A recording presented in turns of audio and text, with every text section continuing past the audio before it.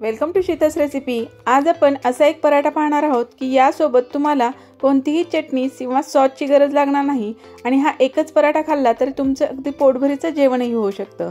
चला तर मग हा ऑल इन वन पराठा कसा बनवायचा ते आता आपण पाहूया। त्यासाठी इथं मी कणिक मळून घेतलेले आहे, त्याचा एक छोटा गोळा घेतलेला आहे। कोरड्या पिठाच्या साहाय्याने आपण पोळी लाटतो त्याचप्रमाणे याची छान अशी पातळसर पोळी लाटून घ्यायची आहे। हा पराठा अगदी टिफिन मध्येही तुम्ही देऊ शकता, मुलांनाही देऊ शकता, अगदी पोटभरीचं जेवण म्हणूनही हा पराठा आपण कधीही खाऊ शकतो। आता मस्त अशी पोळी लाटून झाली की याला चाकूच्या साहाय्याने मध्ये असा कट मारून घ्यायचा, म्हणजे पोळीचे आपल्याला 4 भागावरती वेगवेगळे मिश्रण टाकायचं आहे। आता पोळीच्या एका पार्टवरती आपल्याला सॉस टाकायचा आहे। इथं मी पिझ्झा सॉस लावलेला आहे, त्याऐवजी तुम्ही कोणताही सॉस लावू शकता।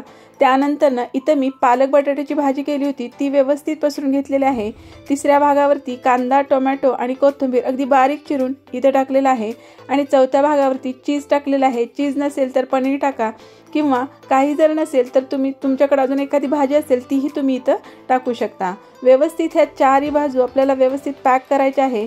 पराठ्याच्या कडा छान अशा पॅक करून घ्यायच्या, म्हणजे पराठ्यातलं जे सारण आहे ते बाहेर येणार नाही।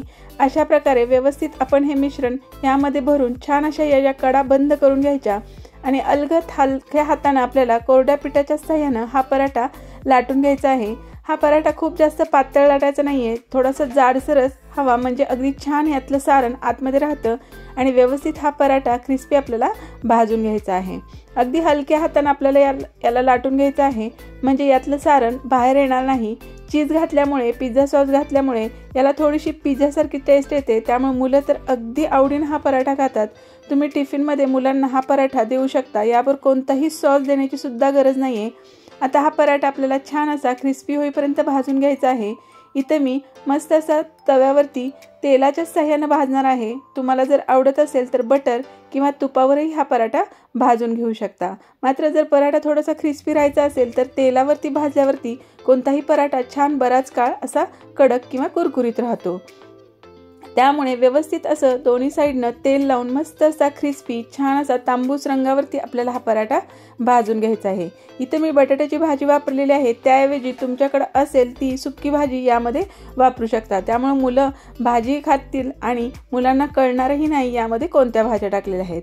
अशा प्रकारे मस्त असा क्रिस्पी आपला ऑल इन वन पराठा तयार झाला आहे। रेसिपी आवडली तर लाईक करा, शेअर करा, चॅनलला सबस्क्राईब करायला विसरू नका। पुन्हा भेटूया अशा छान रेसिपी सोबत। धन्यवाद।